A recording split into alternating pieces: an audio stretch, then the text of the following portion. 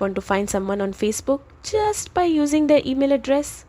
In this quick guide, I'll walk you through exactly how to do that, whether you're reconnecting with an old friend or verifying someone's identity. Let's get started. Open the Facebook app or go to facebook.com on your browser. At the top of the screen, you will see the search bar. Tap or click into it, and instead of typing a name, enter the full email address of the person you are trying to find. If that email is linked to a Facebook account and their privacy settings allow it, their profile will appear right in the search results.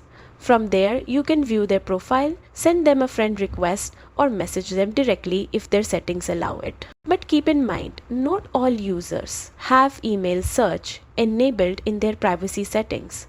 If you don't see any results, the person may have hidden their email from searches or might not have their email linked to their Facebook at all. That's how easy it is to find someone on Facebook using just their email address. If you found this helpful, drop a like and subscribe for more quick social media tips.